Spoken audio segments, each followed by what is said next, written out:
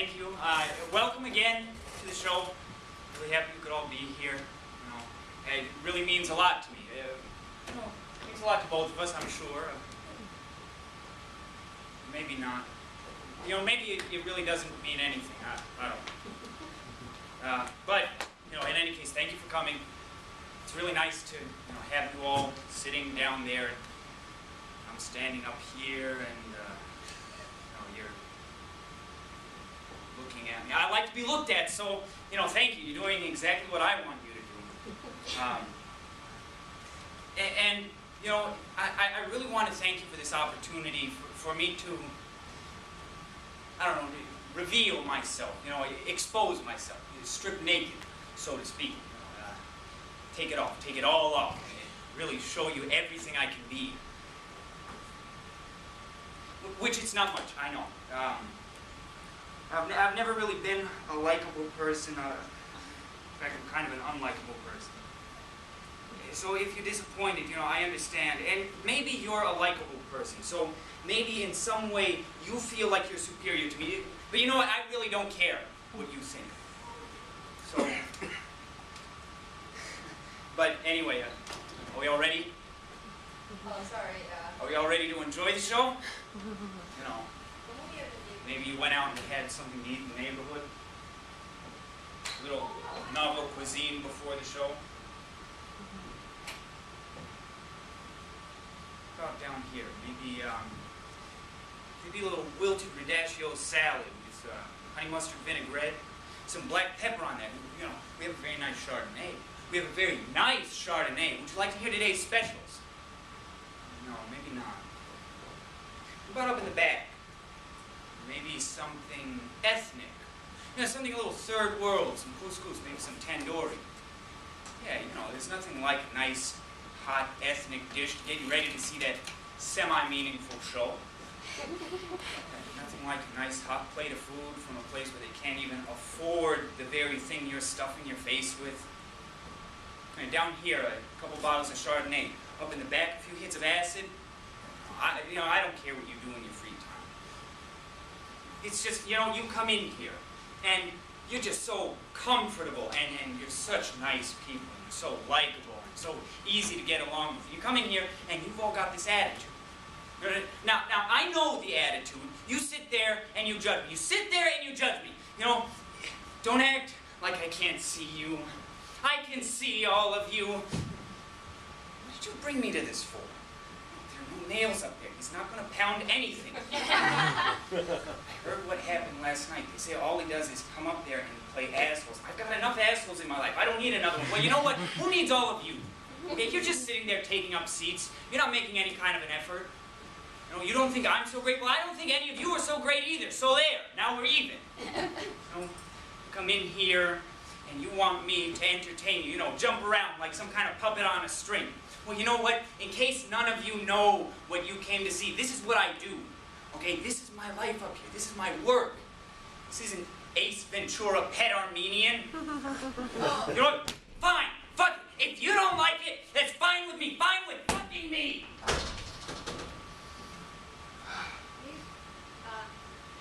Yeah, I'm fine. Okay?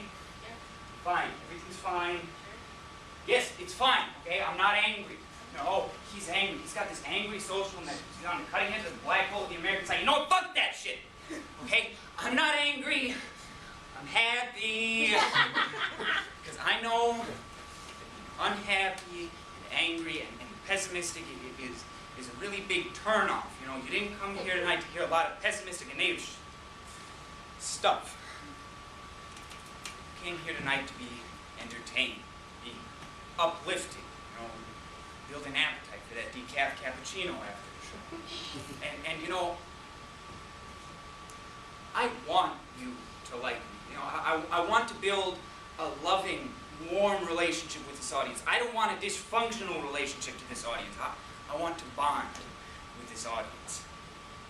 By the end of tonight, I want to be able to say that I'm swimming like I'm in a school of fish, shoulder to shoulder with a bunch of compadres, I want to be able to stand up here tonight and say, I am one among many.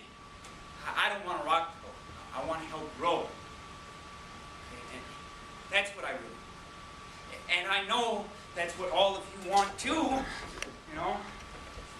We've all been through a lot of therapy over the past 10 years. And, you know, I'm proud of where my therapy has taken me. I've learned a lot, and the sum of what I've learned can be told in just 3 little words. People are special. You know? It's like this past winter, you know, we had that big snowstorm. I was in my apartment that day. And I remember I was looking out the window, and I saw those first few snowflakes starting to fall. You know, I didn't get all negative and pessimistic and stuff. No, I didn't think to myself, oh shit, another snowstorm. I stood there, I was looking out the window, and I was watching these snowflakes falling. I mean, you know, what was I watching? Like 100,000, 200,000 snowflakes. I'm watching. And I remember thinking to myself, each one of those snowflakes is different. You know, it's unique. But you know what else? Each one of those snowflakes is exactly the same because they're all snow. You know, it's just like everybody here in this room. We're all different, unique, special. But when you get right down to it, we're all the same. You know, we've all got a skull in our heads, blood in our veins. You know, run a straight razor across your wrist. Everybody here bleeds. We all just have our particular, you know, loves and hates, likes and dislikes. That's what makes us different. You like Mariah Carey. I hate Mariah Carey. So in that way, we're different. You know. You think Phil Collins is a genius. Phil Collins makes me puke. You in the back, you love Pearl Jam. Okay? Now I've listened to Pearl Jam, and every time I do, I think to myself, you know, what the fuck does Pearl Jam mean? You know, what does it mean? You know what I like? I like the sound of a jackhammer ripping concrete at 6:30 in the morning outside my bedroom window. I like the sound of a dentist's drill. I like the sound of the dial tone really loud. I like the sound of 2 cats fucking. I like the sound of an 80-year-old grandmother taking her teeth out at night. I like the announcements they make in the subways. This is a Leopards Boulevard-bound A train. The last transfer point for a Far Rockaway-bound A train is Rockaway Boulevard. What do you like? Do you like it a lot? You put a lot of thought into it. I really hope so. You know, I really do. Because I'll tell you something. If you take everyone in this room, you know, strip you all naked, shave your heads, put you in a tiny prison cell, feed you 1 watery bowl of gruel a day, you know what? It wouldn't make a flying fuck what you like. So thank you. You know, thanks for coming. You know, it means a lot to me. Thanks. You know, I hope you enjoy the show.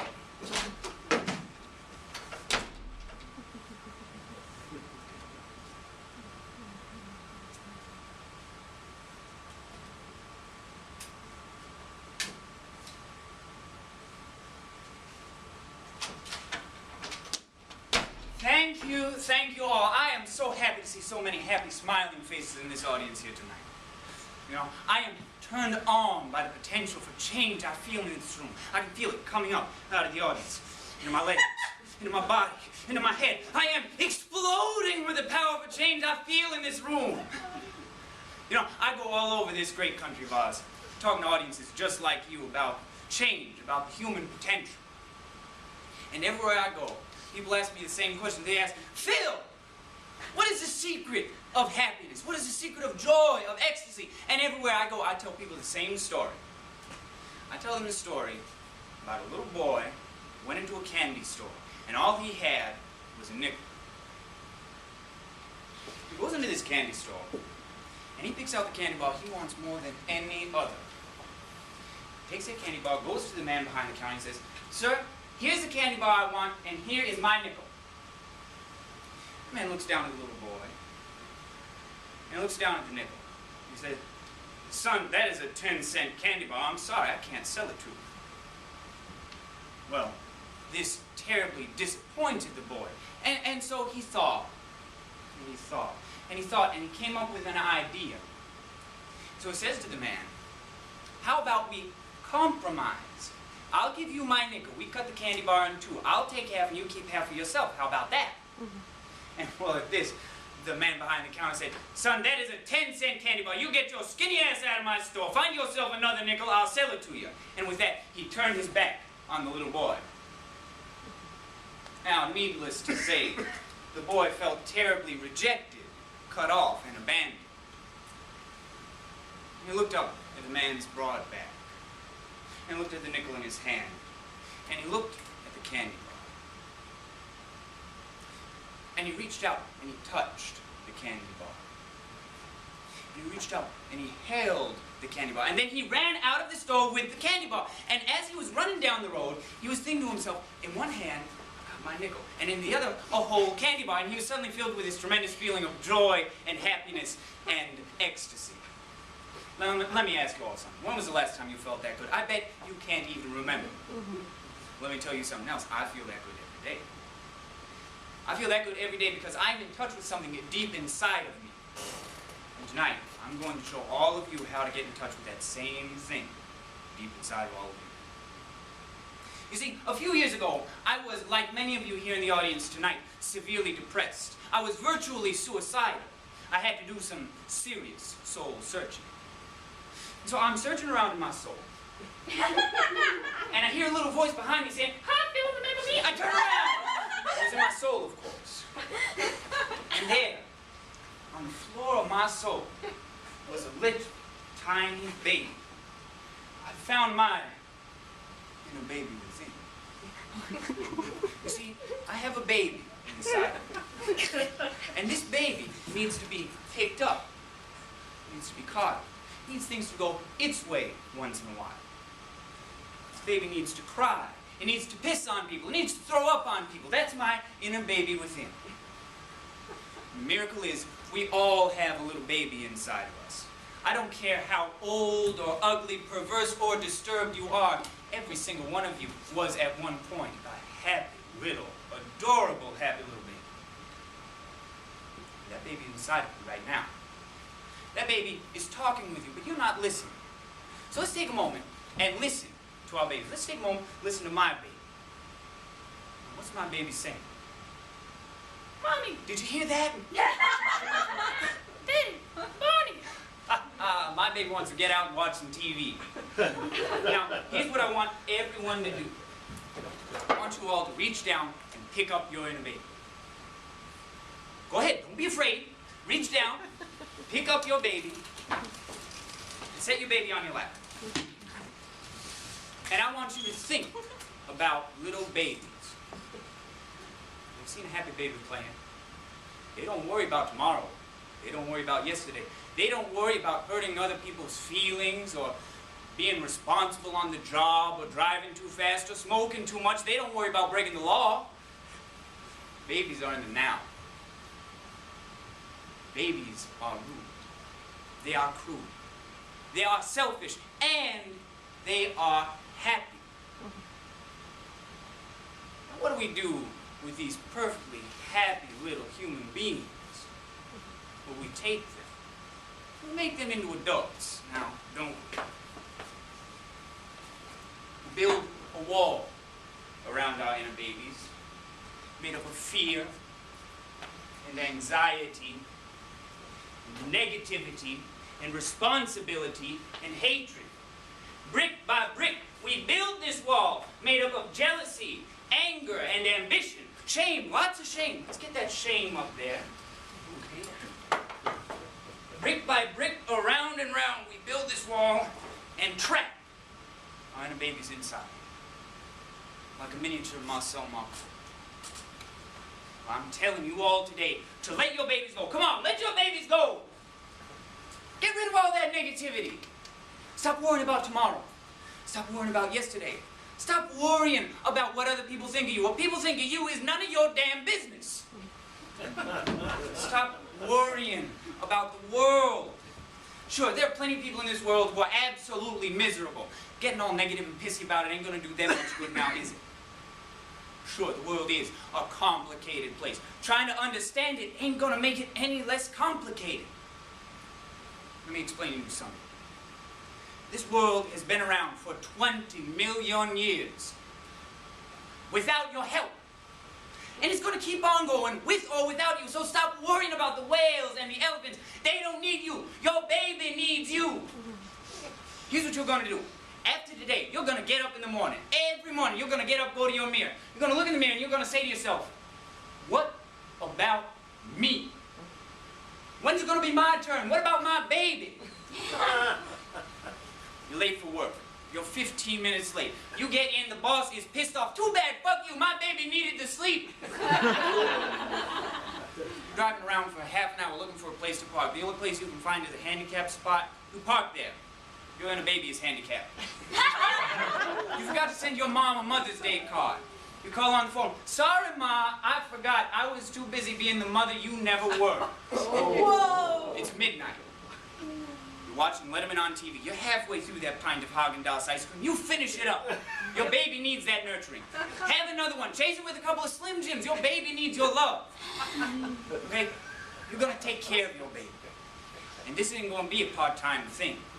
You're going to be thinking about your inner baby incessantly. You're going to be going to inner baby groups, talking to other inner babies on the phone. You're going to watch videotapes. You're going to listen to my audio tapes. You're going to read my book. I'm going to sell you all a little sign, little yellow sign. You put it in the window of your car. It's going to say, caution, inner baby within. You're all going to make your inner babies happy. And when your inner baby is happy, you're going to be happy. And you know what? Then there will be another happy person on this world, and you will have made this world a better place. Okay, now, y'all are going to follow me. I'm going to talk to you one-on-one, each of your inner babies, individually.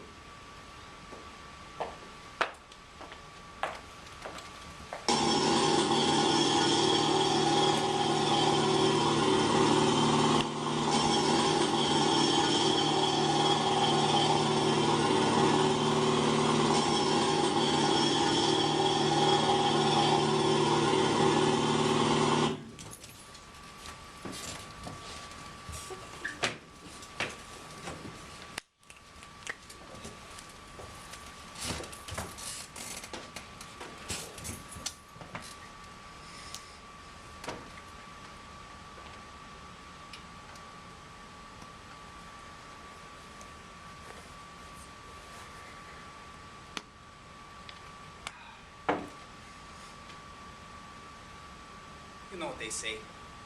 The glass is half empty, the glass is half full. You know, that's pretty much my philosophy on life. You're born, you live, you die. And somewhere along the line, the glass is going to be empty or the glass is going to be full. Empty, full, empty, full, empty, full, empty, full. You know, when I was a little baby, I remember I didn't have much going for me. The glass was definitely on the empty side. It's only about this big. It's 7 pounds, very small. And, you know, naked, crying, bald. I remember there were all these challenges for me, you know, learn to walk, learn to talk, tie your shoe, use a spoon, wipe your ass, just one thing after the next thing after the next after the next after the next. I mean, I'm just this little baby and they cut me no slack. And then soon enough it's get out of the house, you know, kindergarten, high school, college. I mean, it's the same for everybody, right? Learn to drive, get a job, find a house, find a love. It's exhausting. And so anyway, one day you find yourself, you're in a store, you're buying yourself a TV, and you suddenly realize that you arrived. You know, you made it, you're an adult now, glass is finally half full. Here's your TV, go home, watch it. But now you gotta make it in this world, you know? And if you got any luck at all, you find some modicum of success, and you can start doing all of these adult things, have these adult things, like, you know, you get a credit card. Here's your credit card, thank you. You get to go on vacation packages. You get to throw a barbecue now and again. What else? You get a bigger TV, and they got the remote control that gives you control in your life. You get to be condescending to people who are younger than you. You get to enter the Publishers Clearing House contest, and you get to subscribe to lots and lots of stuff that you don't really need. You know, trying to put some hope back in your life. But all you end up with is stacks of glossy magazines. They got this little perfume insert in them. You peel it apart so you can sniff the sweet smell of success and remain completely frustrated. And you do this, you know, you do this for about, what, 25, 30 years. And then you look in the mirror one day and you realize that you're here. is thinner than it used to be. And your stomach is not as flat as you used to be. And your dick is not as hard as it used to be. And then all you can think about is how your hair is falling, your stomach's drooping, and your dick is limping, and it gets worse and worse until one day you find yourself stuck in a wheelchair in some fire-trapped senior citizens home next to an interstate highway. And the big thrill of your day is when they're serving strained peaches. You're sitting in your wheelchair, and you're strapped in so that you don't fall over. And, maybe you're watching traffic out the window. Maybe you're counting the traffic, 2001, 2002,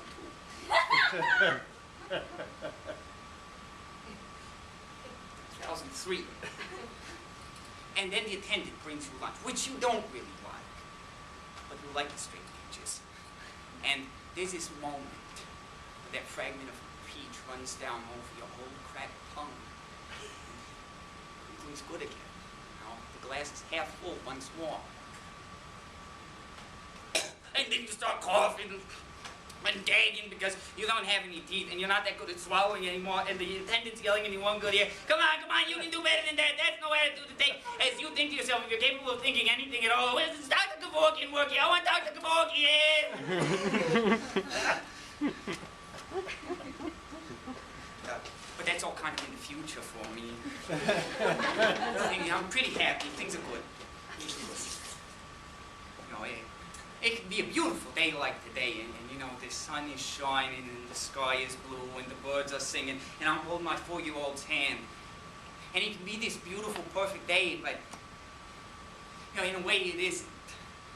Because I know that somewhere, and I am reminded of this constantly, someone is suffering like you would not fucking believe.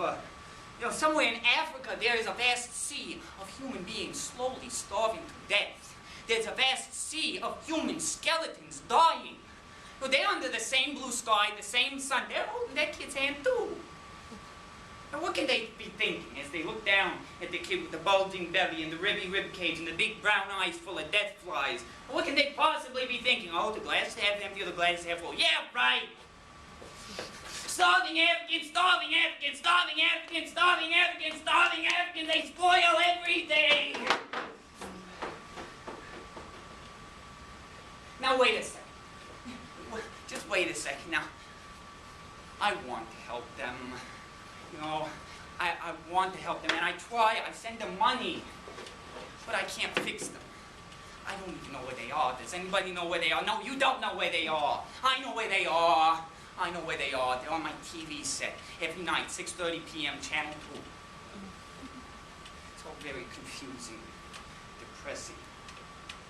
And when I get confused or depressed, I do the same thing. I get in my car, I drive to the supermarket, I grab a cart and push it around. I don't know, there's something about the supermarket. It's very comforting. It's so orderly. Just air-conditioned. Oh. I mean, the name says it all. Supermarket. It's like the place where Superman goes to shop. And that's who I am. I'm pushing my cart around, cape flying behind my back. I'm going around, and I go by the melted glacier filled with the water bottles. Get up it is. Oh, only $10 a quart. That's reasonable. And so I put that in there, and I push my cart, and here's the mesquite charcoal chips for the grill. Come around, and there's the AA alkaline batteries for the kids' toys, and some blue Jamaican coffee beans from some blue Jamaican. And, oh, strained peaches on sale. You never know when you're going to need some of those. Let's grab them. Okay. And I keep going until my cart is full. Then I know that I'm finished.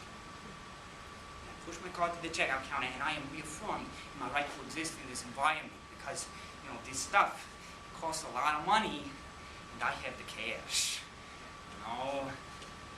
And I bring my cart over, and I get it checked out, and I hand my money over to the checkout girl, and it's almost a sexual thing, and I want to hand it over to her, and I just want to say to her, see, I can pay, I got it up, now check it out.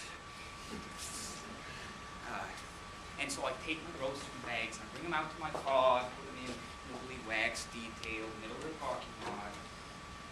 And I'm not confused or depressed. It all makes sense now. I'm serene again. because I feel deep down that I truly deserve this good life. You know, I work hard. I work so hard. I work hard at my job. I work hard at my marriage. I work hard at the gym. I work hard at raising my kids. I make an effort. You know, I wear sunblock when it's sunny out. I floss my teeth every day. I recycle. You know, I'm a team player, and I play by the rules. Change the oil every 3,000 miles. Pay the charge cards on time. Don't drink and drive. No binging, no drug taking, no wife swapping, no 4 in the morning, one more shot of vodka drinking. No speeding, no yelling, no spitting, no cursing, no dancing, no running. Just say no. Just say no. Just say no. That's my motto. Just say no. Just say no. And you see, because you're either on the bus or you're off the bus. But you gotta know the rules. Don't black out. Don't shoot up. Don't go down on strange pussy. Wear condom on everything. Dick, tongue, eyes, nose, fingers, rectum, brain. Remember your social security number. Don't disappear. Don't go to India for a year. Don't hitchhike down Highway 61. Do not quit your job, or you may find that the bus has left without you. What do I get for all this good behavior? What do I get in exchange? I get a brand new car, leather seat interior, got the little GPS. It's nice. Now I can be driving down the road. I come to a stop sign, and I look out my car, and there's some guy picking bottles out of a trash can for a nickel apiece. And you know, it's okay. It's okay, because I'm doing the best that I can. And I know that he's doing the best that he can. And I wanna roll down my window, and I wanna say to the guy, hey, buddy, you know, it's okay. It's okay. I'm there for you. I'm there for you. I throw him a buck. Remember, when the revolution comes, I'm on your side. Because I am on his side. You know, I'm a good guy.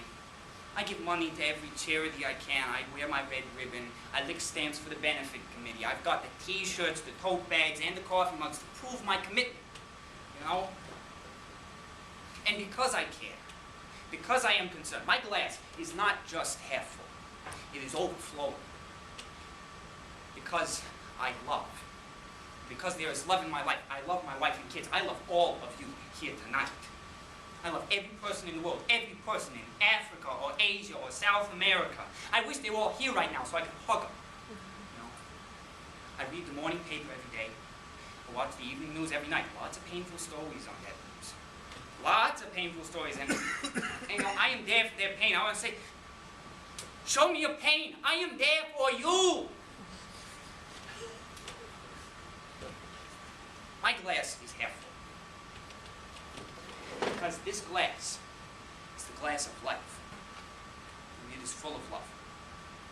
It is full to overflowing. And I drink with relish from my glass. And I drink, and I drink, and it fills my soul with love. And I drink, and I keep drinking. And soon enough, I drink so much that my bladder gets kind of full. So I have to start peeing. So, you know, I'm drinking, I'm peeing, I'm drinking, I'm peeing, I'm drinking and peeing love at the same time. And here comes that guy to the trash can. He's got his bottle, and he needs something in the bottle. So I'm like, here, buddy, I've got plenty to fill it up with. Here, you can fill that right up. There you go.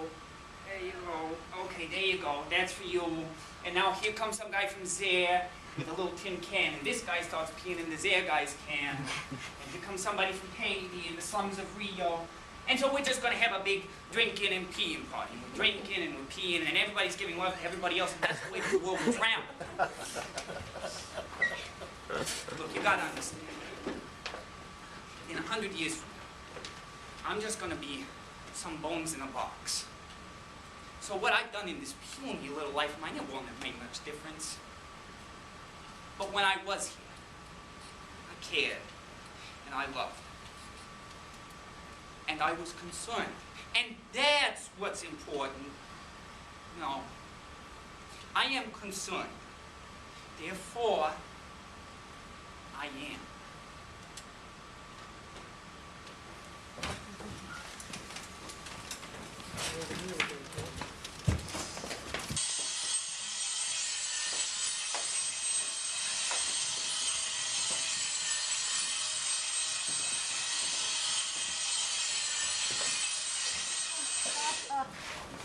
Okay, that's it. Nice, sir. So,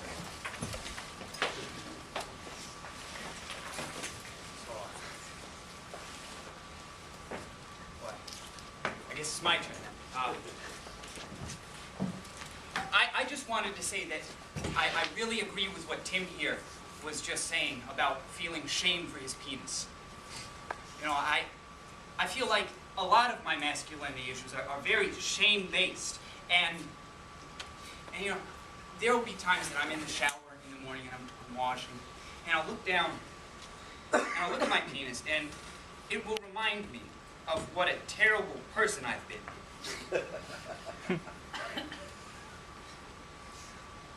You know, I am really glad that Tim brought this up, though, because it's something that I've really been trying to get in touch with. Not my penis, of course, although I have had trouble with that in the past. When I was very young, my mother used to whip me with a foam cord any time she would catch me touching myself down there. And it's only been recently that I've stopped getting erections whenever the phone rang. But I don't want to talk about that right now. I want to talk about where I'm at today. I'm in a good place. I just finished a course at the new school. Really great course. You should all try it. It's called Yourself, Your Shame, Your Orgasm. And it's terrific because it made me realize something. I used to worry just about my own orgasms. Now, I'm worried about everyone's orgasms. But I struggle still, you know, I really do. Well, like on the way here, I was walking down the sidewalk and there's this woman walking toward me, and she's got this really tight sweater on, large chest jiggling, and you know, I try not to, but I can't help myself. I have to look. It's like some kind of Pavlovian dog. And she gets by me, and I have to turn and I have to look at her butt. You know, like I've never seen a butt before. Oh, it's so frustrating sometimes. It's like I'm a human being trapped in a man's body. So anyway, 2 weeks ago,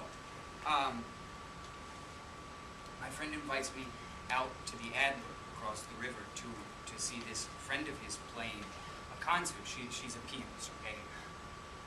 Pianist. And personally, I don't know that much about classical music, but I go, and it is wonderful. She's playing all this beautiful music, Bach, Chopin, and you know, after the show, they're having this reception at an apartment just up the road.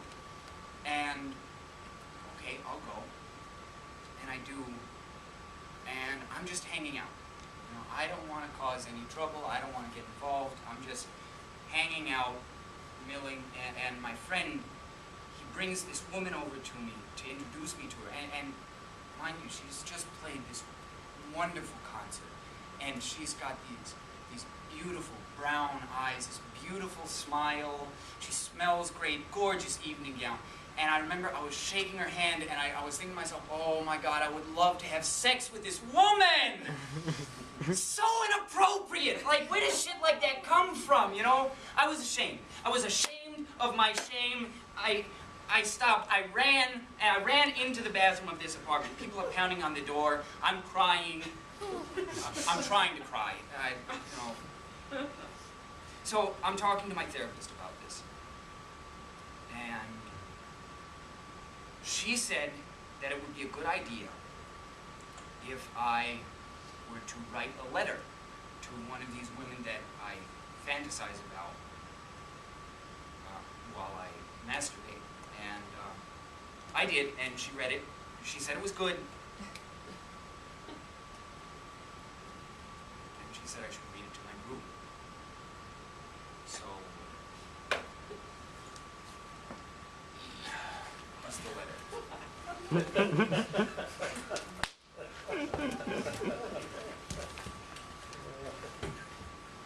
Dear Michelle, first of all, I don't know if your name is Michelle or not, but that is what I call you. Maybe we will meet someday, and I will be able to learn your real name. Maybe I will see you walking down the street, or in a subway, or maybe I will sit down next to you in a movie theater. I hope it will happen, because then I will be able to apologize for all the harm I've done. You're probably thinking, how could you have done me any harm? I don't even know you. And I know that that's true. Probably hundreds of thousands of men fantasize about you every week. So in that way, I know I'm not special. But I have to apologize. Every Sunday, I tear through the magazine supplements looking for you. Where is she? Where is Michelle? Look for you in the lingerie ads, the health club ads, the Club Med ads, and I get frantic. And then finally, every week, I find you. Yes, in a string bikini, a matching bra and girdle combo, maybe reclining, in a steamy bathtub full of bubbles, almost revealing a nipple. Then you are mine, all mine. I hate to tell you what I do, but you belong to me, and I have you in every way I can think of. I consume you. I turn you inside out. You are my willing, loved slave, and I am your love master. I relish your bum. I adore your boobs. I idolize your succulent vagina. I am in heaven. Sometimes it lasts a long time. Sometimes it's only a few seconds. But I have you, and let me tell you, you are wonderful.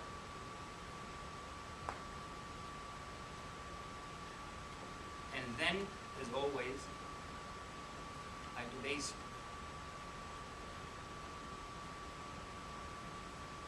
you. At the very moment of sheer joy, I can't hold back my life force, and it splashes onto the very thing I love. Your image, your picture. Once more, to the product of my sticky love. I'm sorry, I really am, but I love you just the same. I'm just a man with a penis, and for that, sorry. Thank you for letting me share. I don't want anybody to share that. Thank you.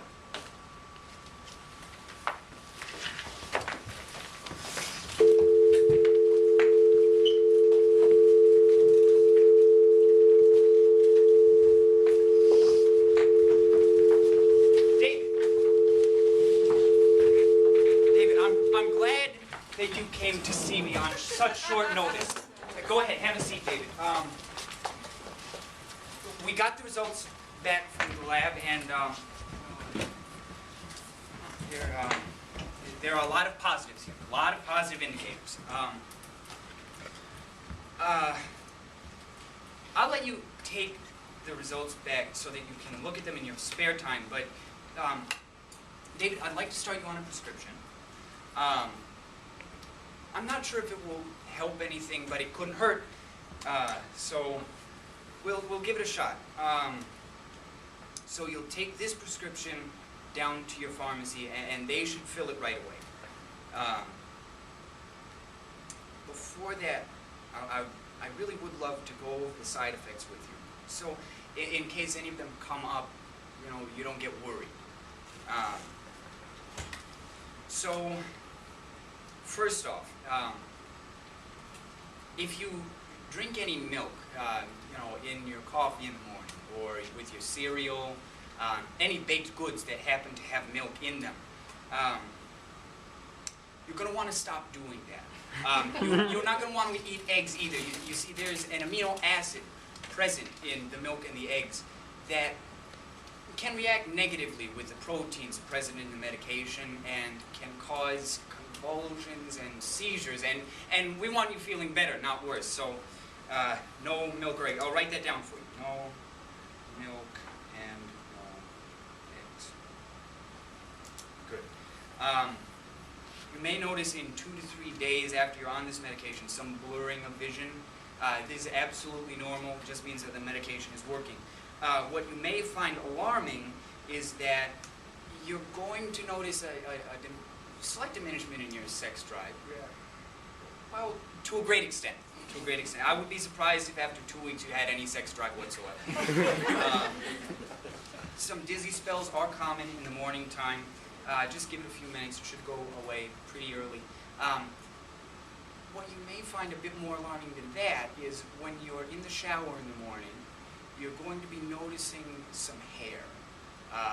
Clumps of hair. You may notice some bald spots. If this gets to a point where it's becoming an issue for you, I could prescribe for you, prescribe a hat. Itching is very common. You will be itching on your arms, your legs, the palms of your hands, soles of your feet. You may get what we call an epidermal sebaceous trauma, which is just really fancy jargon for a large bleeding scab. If this gets to be an issue for you, get a hold of Heidi at the front desk. She'll give you a prescription for some hydrocortisone cream. It'll clear it right up. I won't charge you for the visit when you come pick it up. We'd like to have you. Numbness is very common in the legs, arms, ears, nose, basically all of your extremities. How shall I say this? You're going to be experiencing some temporary blindness in the morning time. Now we've had this checked out. It lasts about 15 to 20 minutes. No medical significance whatsoever. If you wake up in the morning, open your eyes, you can't see anything, sit up, sit on the edge of your bed, wait it out. I'd give it 35, 40 minutes. If it lasts longer than an hour and a half, I would give me a call and we'll figure something out. It is also very common in the morning to experience some nausea, vomiting, a general incontinence. If you find this incontinence starting to become a trouble in your life, get a hold of Heidi again, and she will give you something that, it'll firm you right up. David, I tell this to all of my patients who are on this medication, and I need to stress this. You're going to want to keep your meals small because you will be throwing up quite a bit. Regularly, I would say. 4 or 5, maybe even 6 times in a day. So yeah, keep your meals small. It reduces the bile production in your stomach, less trauma to the esophagus. And well, nosebleeds can come rather unexpectedly. There's actually a really funny story to go along with this. I have this patient, he's kind of like you. He's been on this medication. Oh, geez, now it must be 4 years. And his family was throwing him a birthday party. They took him out to this really nice restaurant. You know, the kind of place that takes hours to bring the food after you order it. And they finally set the food out in front of him. He's really excited, and he looks down at his steak, and drops of blood start to pour out of his nose. Well, no, it's nothing to worry about, David. They brought him another entree. They only even charged him half price for the second dish. They don't like it. David, that looks like it's about it. So, we're going to keep you on this for about 3 months or so. We'll bring you back in, test things again. If we don't like the results that we're getting, we're looking to put you on something stronger. For now, take it easy. Go ahead, go on vacation. St. Bart's, wonderful spot. Me and my wife just got back from vacation. Got a little bit of a tan while I was there. Didn't get to spend as much time out on the beach as I would have liked, but I'm sure that you could find the time to do that. David, I almost forgot about this. We heard back from the insurance company. They sent the claim back. It's been denied. So if you wouldn't mind, on your way out today, stop by Heidi at the front desk and leave a check for the full amount, $5,000. We need to keep our operations up and running, just like we want to keep you up and running. So, if you could just drop that check off right away today, that'll be just fine. So, David, thank you for coming in. You have a good day.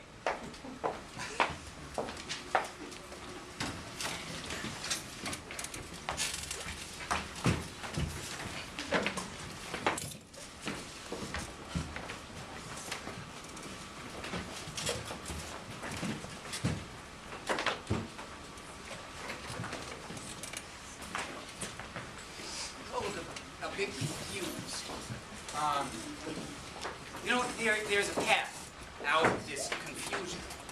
It's the ego that causes confusion. You have to realize you're not the center of the universe. You're not God. Just like I've realized that I'm not. I'm nothing.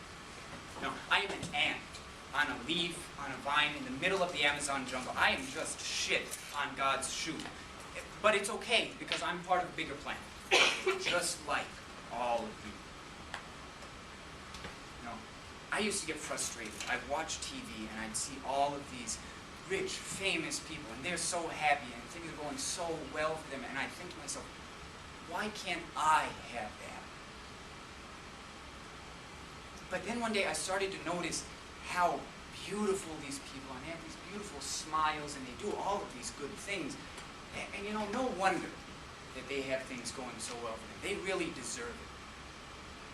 Because God gives us what we deserve. You know, I'll be walking along the street, and I'll come across someone lying in the middle of the road, just in absolute pain and suffering. And I'll think to myself, why is this person in such pain? Why are they suffering? But I don't know why God put them in my path. You know, and I don't know what they did. They may have murdered someone. You know, maybe, probably. They probably did something to have God make them suffer like this. You know, there's a lot of terrible stuff that happens in the world. And we as humans can't understand it, but you know, that's okay. Because you know, everything went the way that we wanted it to. And everybody was happy and well-fed, and everything was just great all the time. We'd just be like a bunch of little babies, and that wouldn't be any good, would it? So don't be confused. And don't worry. Because you're part of a bigger plan. You can't change it. You can't understand it. You can't do anything about it. Have a nice day.